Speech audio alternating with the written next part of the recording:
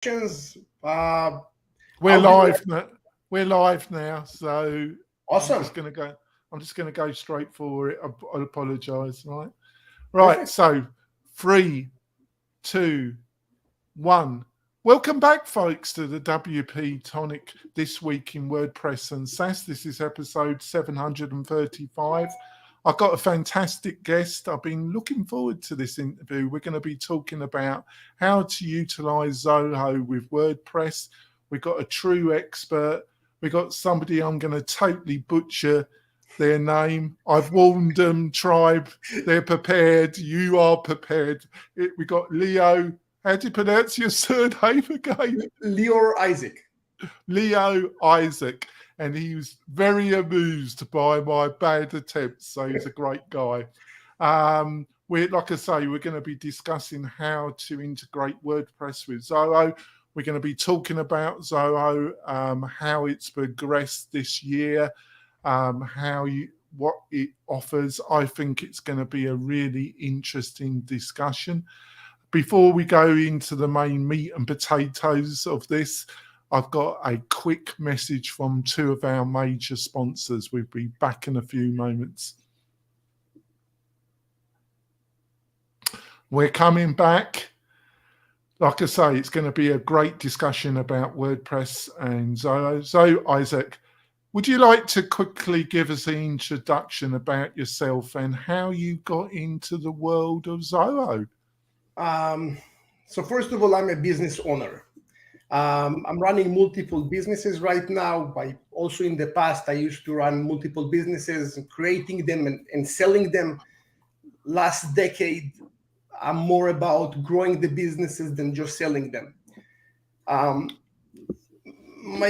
first time I met Zoho was I owned an appliance repair company, and we used to have lots of stuff. Lots of admin personnel and lots of chaos. Every meeting was a disaster. And at some point, we tried to introduce a quality CRM such as Salesforce. It was extremely expensive. Every small, fart in the system is tens of thousands of dollars. It's not something that a small business with 60 employees can attend. So it wasn't a go. We tried apps, but we tried different solutions. Everything seems to be very expensive to the point that it's or we stay with crappy CRMs or we need to pay hundreds of thousands of dollars for implementation. And then I met, I checked few Zoho partners back then, and that's many years ago. They didn't really have so many tools to help us. They had a cookie cutter solution, which didn't work for us. And eventually I saw Zoho as a good opportunity, and I tried to customize it myself. Surprisingly, it was dead easy. And then I said, you know what, let's create a YouTube channel. We just show business owners that it's not that difficult. And I started to run some videos, and over hundreds of videos on the channel. I saw that there are tens of thousands of business owners that were able to do it by themselves. Sometimes my company will help just a bit, maybe with a setup, maybe with some questions, but bottom line, most companies are able to create a full Zoho system in-house, no problem at all. Beautiful system. Right. So how long have you been running your company consultation company in the Pacific Zoho area then? So that will be from 2013. So since 2013, we have the company Amazing Business Results. We are a premium Zoho partner, which means we sell a lot. And we also have an academy with over 10,000 students. We're running on a weekly basis. We're running Q&A sessions where any business owner can join, ask questions, and I'm trying to help him live. And that's running for the past 3 years. It's amazing. So we're really trying, not only to be a custom development firm, to try to help people build a fresh, clean system. It's also trying to help business owners, in their journey of, how to create it themselves, not only, using a company. Yeah, it's like I say, I've been really looking forward to the discussion because there's so much to discuss. So let's go on to the next question. You just given a great outline about how you started the company, but our audience are WordPress developers, entrepreneurs, bootstrap, startup people. So they love to learn from our guests' experience. So what were some of the biggest initial 1 or 2 challenges you face in getting this Zoho consultation training company set up? What was 1 or 2 of the most significant challenges? And can you give some quick insight about how you overcame them? Of course. The biggest challenge in CRM, it's not only Zoho, it's in CRM in general. It's that when we started this journey, we didn't understand that the CRM is not like a website or a WordPress or, Calendly. CRM is the art of the business, and the language that you need to talk to business owners is business. So the business owner will come to you with a problem in his sales process, but the business owner will not understand that the leads module with 2 workflows will be the solution. It's just coming with a problem. So in the beginning of this company, we used to have developers talking to clients. Oh, God. That's right. And this is where we ate buckets of shit. It's because the developers were awesome, but they don't know business. They never hired or fired. They never, ran, trial balance. They don't know much about business. And I ran the company in the beginning the same way that I ran multiple IT companies that I had in the past. The developers talk to clients, and that was perfectly fine. And when we understood that, we changed the way that the company works. And this is also something that I'm trying to help Zoho partners in general understand, is that the person that's supposed to talk to the client will be a business person, someone that already created businesses, sold businesses, developed, someone that is more on the business side. And he can talk to the business owner, extracting from him his needs. And then there will be a discussion between this person and the development team of what needs to be done. In my case, for example, we have 3 different individuals in the company, including myself, that we are in the business world. We also pretty good on the Zoho side. And then we're able to talk to the client. We're creating a Lucy chart, which is a flow chart of how the business goes, how leads coming in, when leads comes in, how it's being translated in the CRM, what type of automations are going to take place. And that works pretty well. And that's, I think, the biggest challenge that we have is just the concept of who can talk to the client and when. And that was a game changer for us. From a very mediocre company, we became, I can say one of the best in the world. Because right now, in terms of reviews and customer satisfaction, we're by far leading the chart from all the other partners in the world. Yeah, that's a fascinating insight that you realise quickly and you were able to adapt your own business processes, because it's not the only time I've heard that. You've got to have the right people talking to the right people at the right time. And obviously your previous experience having developers talk to other IT developer type professional works perfectly. That's right. But not in this particular niche area. That's the last thing you need. So that's great. So let's go on. So I attended WordCamp Europe in Porto in Lisbon in the summer. And also I attended WordCamp USA in California about a month ago. And I noticed HubSpot had sent some people to both conferences to mingle, to chat. And I love HubSpot, but it's not as expensive as Salesforce. But that's not saying too much, is it? But obviously they are trying to build relationships in the WordPress community. HubSpot is, because they had a stand, a booth at WordCamp Europe, and they were doing a lot of. But I also see Zoho as being a great partner platform for WordPress. First of all, would you agree with that? And what do you see as some of the, if you do agree with that, what do you see as some of the opportunities of WordPress developers, agencies working with Zoho and maybe with you? So first of all, let's talk about HubSpot and Salesforce. Extremely good systems. So yeah, nothing bad, I can say about those systems. In the past, I used to have also a development company, and we used to develop on HubSpot and Salesforce. The audience that I'm attracting is not HubSpot and Salesforce companies, because HubSpot, for example, there will be, and again, it's a fantastic system. I don't want to sound like I'm discounting the system. When you're going and working with the system, you will jump through the pricing up to the hundreds of dollars for a license.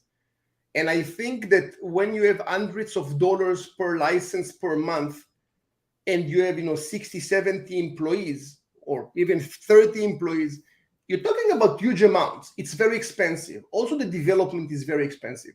Salesforce is the same. So for me, HubSpot and Salesforce is not really a competitor to Zoho. HubSpot and Salesforce will be for the big boys, for the hundreds of employees, huge companies, not really for small businesses. And my audiences will be small businesses. I am passionate about helping small businesses, never had a passion. Even when I did projects for Johnson & Johnson, JVC, Siemens, that was just for, getting some money, right? It was like a job. There is no passion in helping a corporation that's doing billions. The passion is to help small companies that need help. So you say small companies. I'm just taking this out the air. Would you say that Zoho, from one person, from one entrepreneur up to maybe 250, 500 employees, that Zoho could be a good hundreds option? I think in the hundreds of users. The company can be, let's say, Tata. It's hundreds of thousands of employees, but not all the companies using Zoho. So you will have, let's say, a subset of people that will use the system. As long as it's in the hundreds, it's perfectly fine. It's great. And it's not about the database side. It's about the functionality. Enterprise companies will work in a different way. And again, it's my personal feedback. It's not, Zoho's point of view as a company. Zoho, of course, want to grow into the enterprise. But personally, I don't think that they have yet the right tools to go enterprise. And for me, anyway, as a company, there is no interest to go enterprise. Small is fantastic. So I'm going to go for our middle break, and then I've got a follow question related to what I've just put to you. But we're going to go for our mid break. It's been a fantastic discussion. I've got a couple more adverts from our major sponsors. I'll be back in a few moments. We're coming back. I'd like to point out, I've got a great resource page, all the best plugins, special offers from the sponsors, plus SaaS-based apps that if you're a bootstrap startup, all these resources are on the WP-Tonic website. You get them by going to WP-Tonic/resources. Plus, you can sign up for the weekly WP-Tonic newsletter, where we have the latest WordPress and SaaS stories. I do editorial, links to special offers, just a ton of value. Like I say, you can get all this by going over to WP-Tonic zoho.com/resources. So quick follow-through question. So what do you see as, if you do think, do you get quite a few people that got WordPress as their front-end website, but then they are looking to utilize Zoho as their lead CRM and everything else that Zoho? Do you have a few of those type of people? Yeah, that's very common actually. The most common will be to have some kind of a funnel, and it's a basic funnel using Contact 7 and other plugins. You can shoot information. Don't mention them. Okay, so using plugins or maybe a snippet of HTML that's coming from Zoho that you install it on the website, and you can customize the CSS to look beautiful on the website. And that will be the majority of the cases, just to push information and data and leads into the CRM. That will be the bare minimum, and we see it all the time.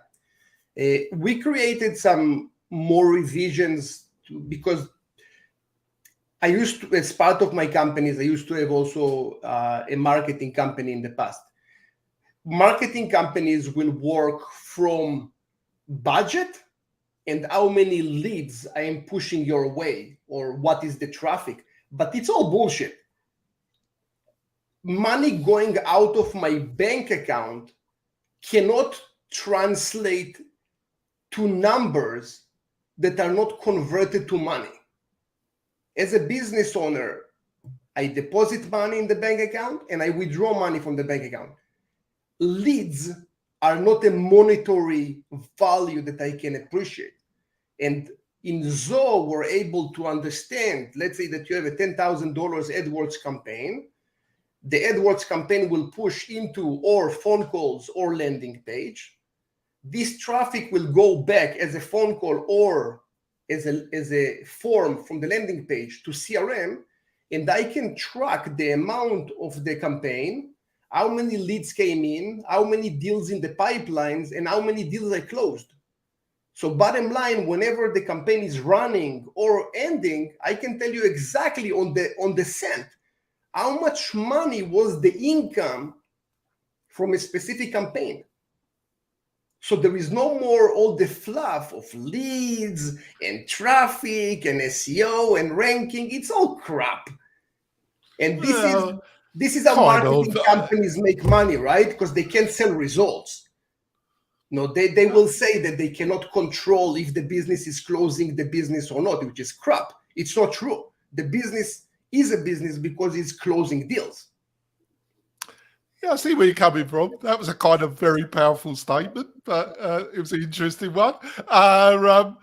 So I think one of the things that attracts some of my medium-sized clients, I'm talking to one now, is using Zoho CRM with some of the other products that Zoho provides, like IQ. Is it IQ Analytics? Sales IQ, you mean? Sales IQ. Yeah. Some of the other. There are many. Yeah, and also books. You got books that is the financial side. Yeah. They are looking to get reporting data and also managing their subscriptions. I know Zoho's got a subscription product as well. That's right. One of the things that I call it, they have modulated. I call it modularization. I'm not sure there's actually a word, modularization, but you have these modules, like you have subscription, you've got Zoho CRM. They have a lot of them, which is great in a way, but it does cause a bit of confusion. Would you agree with that? And how do you get over having all these, I call them Lego bits, these modules? How do you explain it coherently to clients? Yeah, so this is one of the the common issues that clients will face, because usually clients will start with Zoho with a single product. They will see now that Zoho have many products, they can talk to each other, and they say, okay, let's do that. But there are over 55 applications in Zoho One, and this is where a Zoho partner will be very handy. And it's not even something that's supposed to cost you money. So if you meet, for example, with any Zoho partner for a sales call, and you will give them your business needs, the Zoho partner can tell you which applications you're supposed to use. So if you look, for example, at tasks, so tasks will be a basic thing for a business. But in Zoho, you can have in Zoho CRM, you can have tasks. You can have in Zoho Connect. You can have in Zoho Projects, or maybe Zoho Desk, or maybe in the Zoho One. So you have multiple ways that you can have tasks. But each one of those solutions will be a good fit for a different type of business. Right. And a Zoho partner will be very handy in those situations. In general, I recommend anyone with a Zoho account. And again, I'm not trying to sell myself. There are lots of great partners out there. Connect with a partner. Be connected to a partner. And I don't blame you for selling yourself. That's the whole point of coming on the podcast, isn't it? Again, we have enough business. We're not, craving for business. We're good. I'm just saying, being with a Zoho partner, it needs to be a must. Because right. So I think you made up. I didn't realize they had over 50. I knew it was extensive. Now, I looked at Zoho a bit about almost 3-4 years ago. Mm-hmm. I did a bit of a dive. I was really interested in it, and I played around with it and utilized it on some of my own web properties.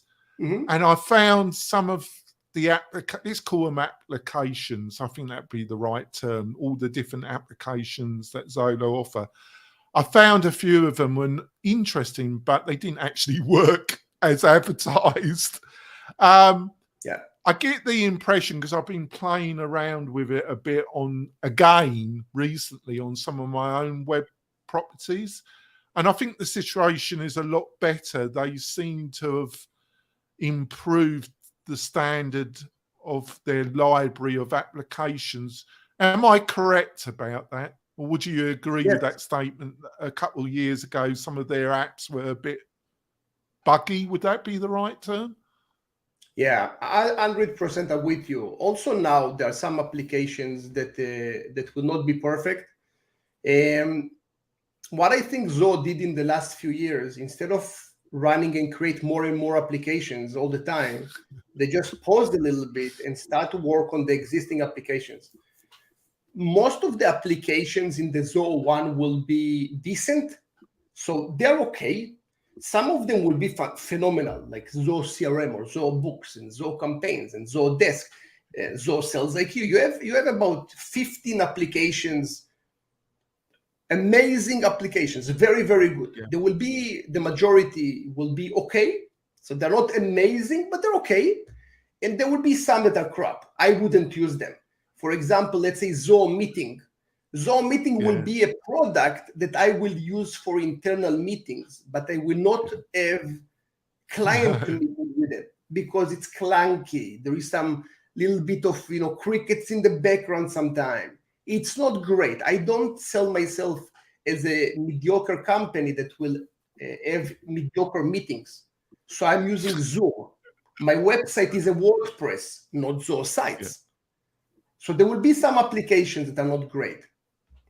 Well, I just see it because obviously with any web-based SaaS application, you get more stability and you get a platform. But if you link it to WordPress, you can also, WordPress has moved on with its own marketing automation offerings.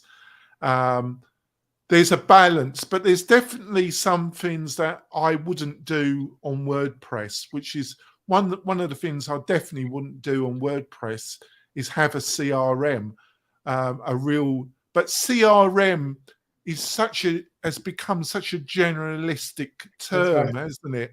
Because I know a few people that utilize ActiveCampaign, and they utilize it as their hub of their business. They utilize it as a kind of quasi CRM. And I don't see Active Campaign as that. I see it as a very effective marketing automation stroke email sending platform, but it's not really as true sales orientated CRM. Right, absolutely. I just don't see it as that.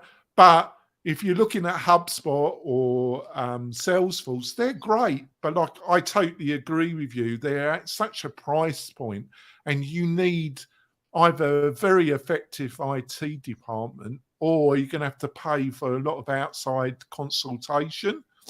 Where this is why I think Zoho has such a strong place.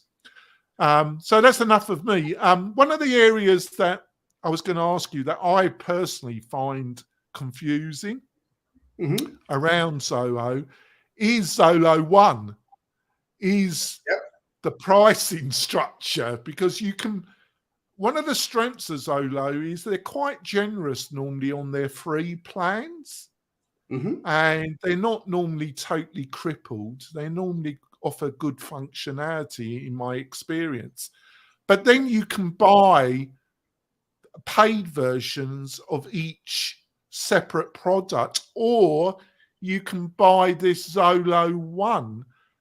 How do you advise clients when they should look at just buying paid versions of each Zoho app, or when they should look at Zoho One? Or do you advise that they should always look at Zoho One, really? So it depending on the usage. So for example, let's say that the company will have Slack. 200 employees companies, they will have Slack for all the users. If you will have Zoho One, as part of the Zoho One, you have Zoho Click, which Zoho Click is like Slack. So you replace it. If the company will have... Well, is Zoho Click one of your 15 great Zoho apps? Oh, right. Fantastic. I will give you an example from the marketing side. Let's say that you have lead comes in. The conventional way will be that you will send an email to the lead owner to notify him that the lead came in and call the client. But if you have Zoho Click, it can be an application on your mobile device, and when a lead comes in, it can click basically and tell you there is a new lead. You click on it and it goes to the record and you can talk to the person. So the wait time of the lead will be seconds versus minutes or hours, depending on how often you check your email. It also comes to your desktop. We have, for example, a SMS extension. And when SMS is coming in, it also integrates into Click. So Click is going basically from just a notification tool between teams. It's now also a notification tool for the system. When you have a due date for a task, I'm just interrupting because I think this is one of the things that's causing a bit of confusion about, because, when you want a chatbot on your website, I'm using Drift at the present moment. I use the free version, and I've been using it for a while, and it works. The paid versions are extremely expensive, so I'll just use the free version. But I was looking at Zoho, but the chatbot is in Sales IQ, isn't it? That's right. It Sales IQ. It's a bit confusing where you're going to find the actual functionality that you're really looking for, isn't it? Would you agree with that? That's the Zoho Partner place. Zoho Partner is supposed to help you with that, because there is just too much knowledge. It's impossible for an individual that is not in the Zoho world to know which application, and also inside each application, which module supposed to help you with a business request. Yes, I see where you're coming from. So I went off. It's my fault. I apologize. So back to the original question, because I kind of put that in as you were trying to explain my first question. I apologize. So do you normally say to people, well, if you're really serious about it, you should really look at Zoho One, or are there times where you say you're only looking at one or two of these apps, you're better off just buying individual? There are two main problems with clients and Zoho.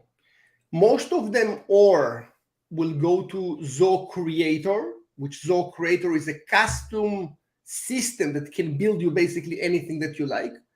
And they're going this direction because they don't know that their business request can be solved by an existing application. And that's probably 50% of the times. Another one will be that people buy Zoho One always.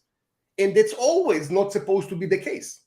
Just as an example, yesterday, the client, 55 employees, and all he needs is 4 people to work on the CRM for sales.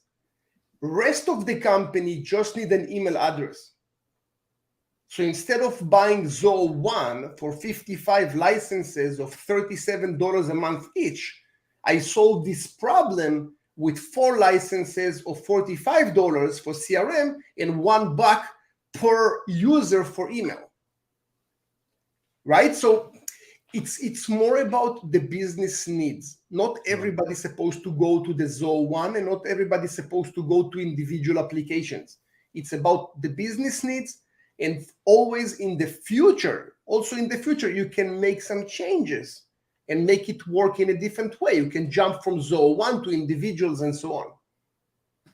Right, that was great. I think we're going to wrap up the podcast part of the show. Lior's agreed to stay on for some extra content, which we call bonus content. You can watch the whole interview plus the bonus on the WP-Tonic YouTube channel. I've got a load of content on there for the WordPress entrepreneurs. If you're looking to start a membership site, there's a load of material on there. Please go to the WP-Tonic YouTube channel to watch the rest of the interview, and do subscribe to it because it really encourages me to produce more great interviews like this. I've really enjoyed the interview so far. It's just, I could talk to Lior for hours. I know that's made you white, hasn't it, Lior, having to talk to me for bloody hours. So, Lior, what's the best way to find out more about you, more about your company, and more about Zoho? So we have, as for a company, we have, of course, a website, amazingbusinessresults.com. We have a YouTube channel with hundreds and hundreds of videos. It's excellent. To the point, no bullshit. We help business owners. We're not showing a little bit and then we shy off. We give everything. We have also an academy, liorizik.com, and we have there about 9 courses, well priced. It's a few $100, $100, $200 for a course. We try to make it as less expensive as possible. Of course, we have production costs, right? But we try to make it inexpensive. We have Q&A sessions. We're helping business owners. We're going to have in 2023, we're starting to give different type of support. Usually Zoho and companies will provide support over email, over phone call, but we don't think that it works on the Zoho world. So we're going to have daily sessions where we're going to help business owners live every day. So it's different type of operation, basically. That sounds fantastic. In the bonus content, I'll be asking more questions about Zoho One and their pricing structure, which I find confusing. Hopefully, Lior will be able to quantify this. I'm also going to be discussing with him how I see how he's used what I call educational marketing to grow his company. I'm a great believer, and I have the same philosophy as him, I feel. I want to see if he agrees with that. And a load of other quick questions. Please join us on the WP-Tonic YouTube channel to see the rest of the interview. And we'll be back next week. I've got some fabulous guests. I'm fully booked out until the new year. And I've just got some really interesting people. I'm really looking forward to the interviews. We'll see you next week, folks. Bye.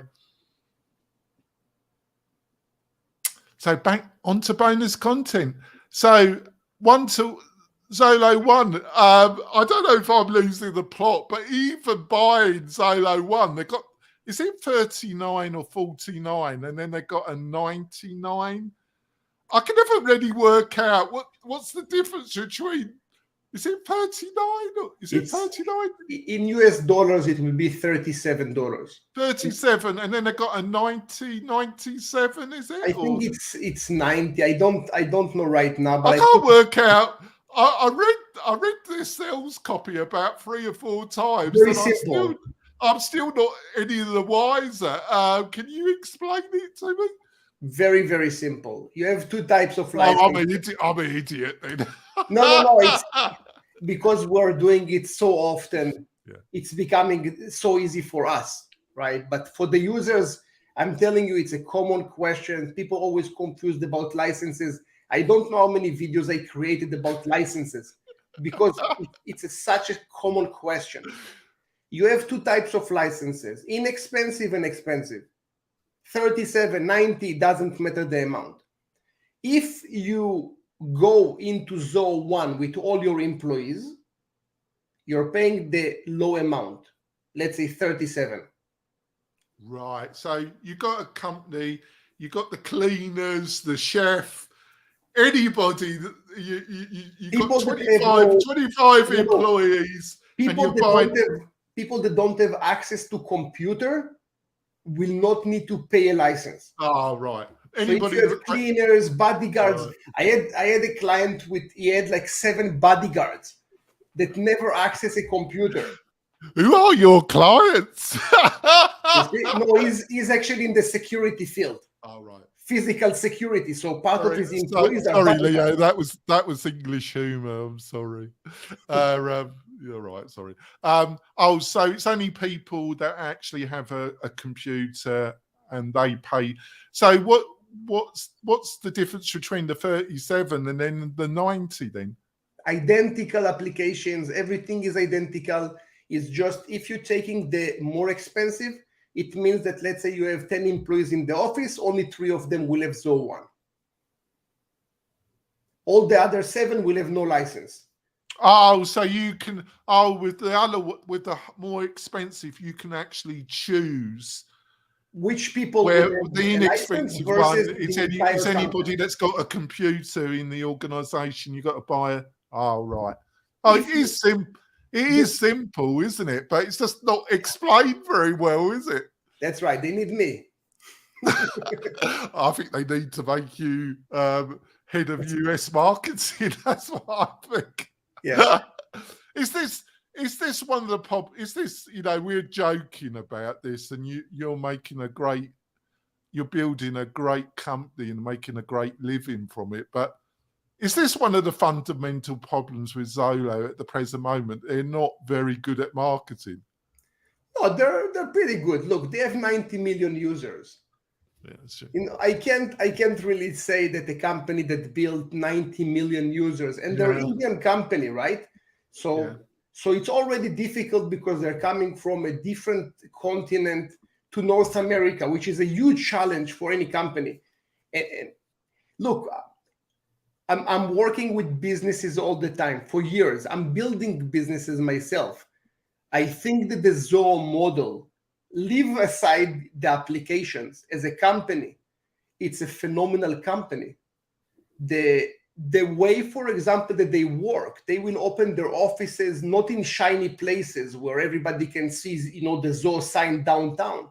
They will open their offices in remote locations to help remote areas. So people that work there and being compensated the same way that they will be compensated downtown, they can have a good living. They can buy a good place. The infrastructure that they have, they built it. The network of Zoho are Zohos. They created the network, programming language. And all that is shielding them from the outside world. Right now, you will see every company are raising their prices. Every company. Zoho are not raising their prices because they are almost shielded from the outside world. They're not using technologies of other companies or networks or servers. They own everything. So as a company, I think, it's a crazy company. They're doing insane things. No, I think they've been on my radar for a while. I watch. See, I'm a great watcher. See, this is it. Let's get on to another area which I call educational marketing. I don't know if that actually is a term. It's another one I've created. But I think it's appropriate, and I think, like you, I produce a lot of content.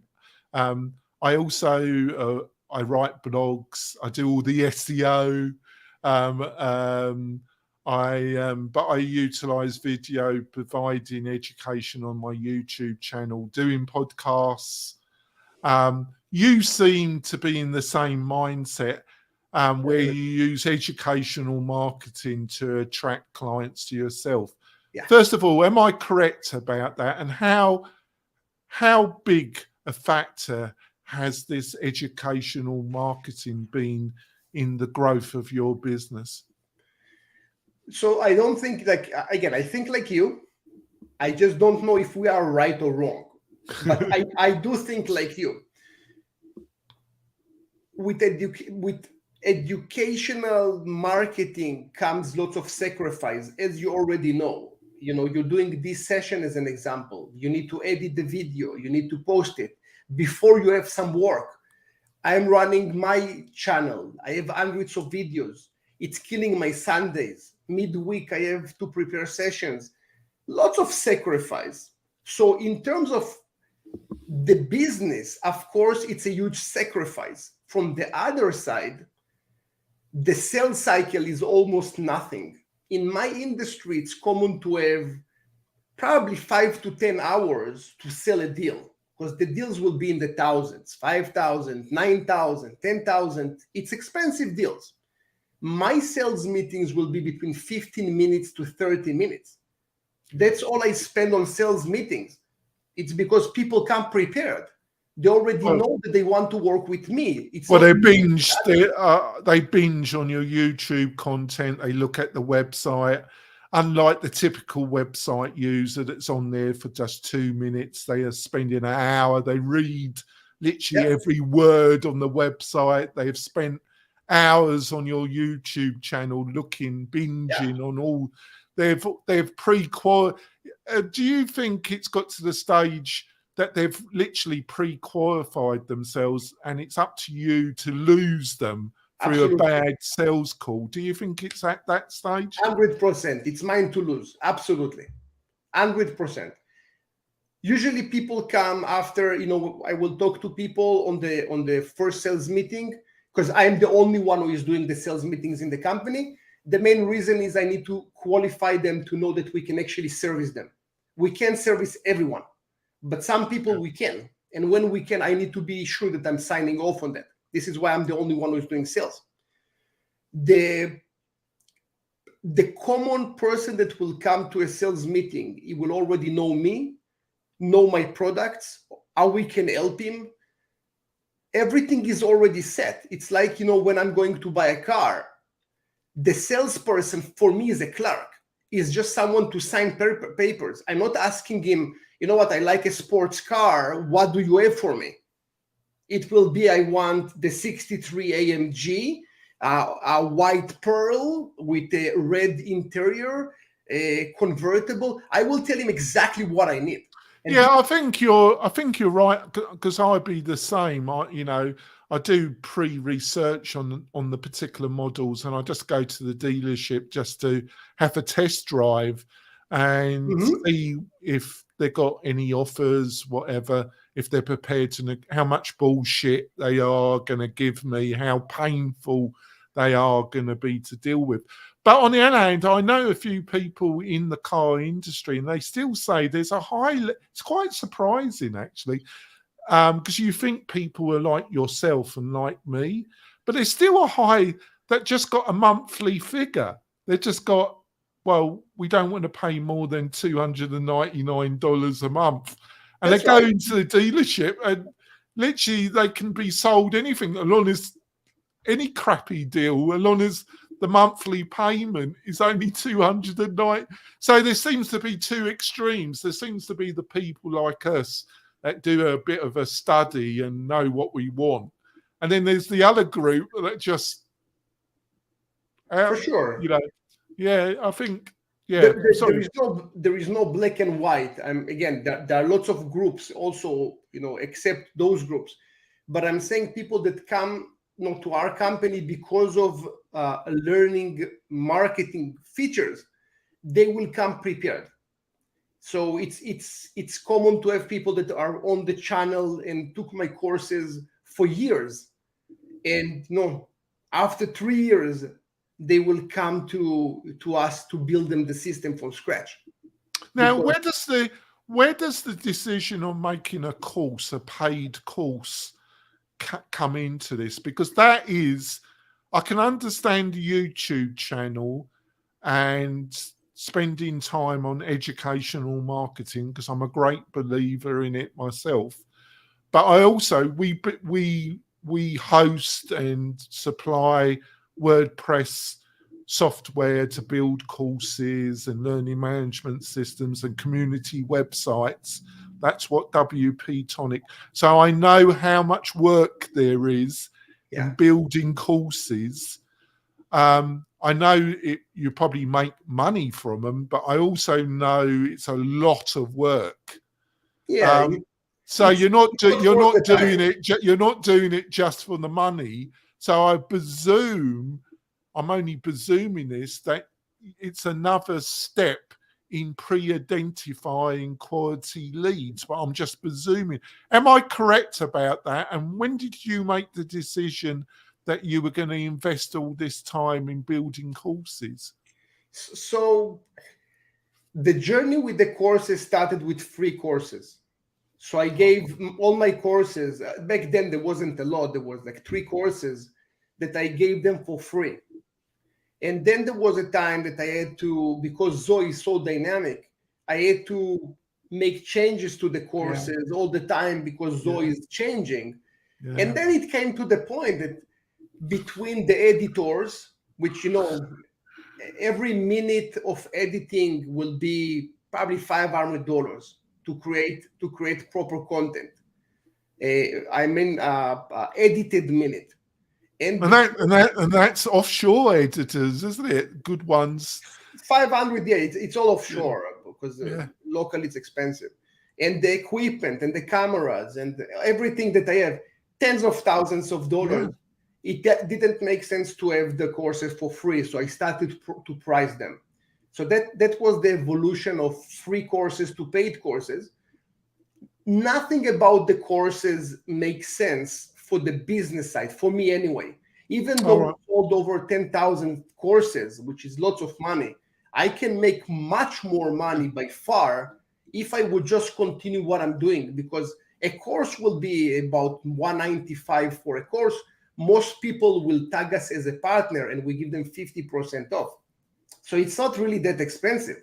So do you also partially do it as a way of building your brand and being seen as the expert in your area? Is that part of it as well?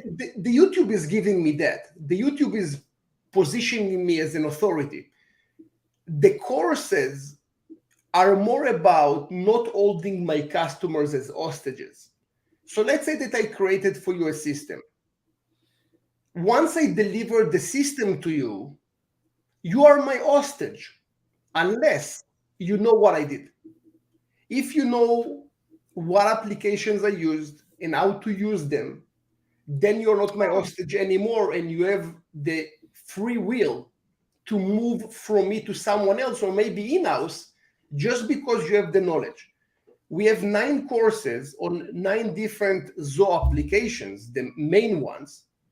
And when we have customers, we give them for free all the applications, all the courses.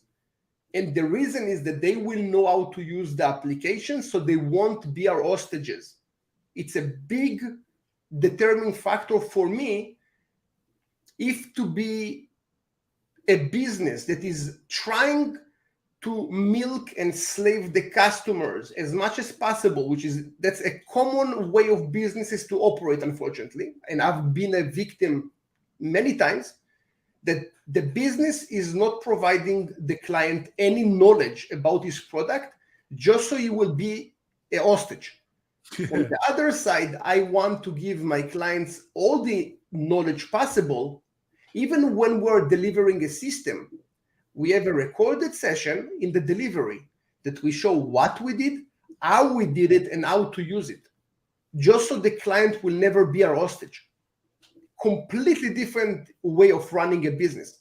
Yeah, I see why you do it, because you could say that that's reducing your possibility for the lifetime value of the client. But on the other hand, if they feel that they're being nickeled and dimed all the time, it comes to a point where they start looking for other solutions, don't they? So you got to have a common sense balance here. I've just got one more final question, because I know you want to be off at the end of the hour. But I just lost my head. Just lost my mind. Let's see if I can retrieve it. It was a good question as well. So what do you, I'm still struggling. Right, see if it comes back to me. No, I've lost it. It's left my mind. I apologise. I think we're going to wrap up the podcast, the extra bonus content. I've had a bit of a brain fart. It's been a busy week, though. I've had a lot of new clients. And I've been dealing with some crazy ones as well. But it's all part of the business entrepreneur journey tribe. It's been a great conversation. I've really enjoyed it. Hopefully you agree to come back. Hopefully you agree to come back sometime in the new year, and then we can have another feast about Zoho. It's a great subject. Like I say, tribe, we'll be back next week with another great interview, extra bonus content. I'll see you next week. Bye. Bye.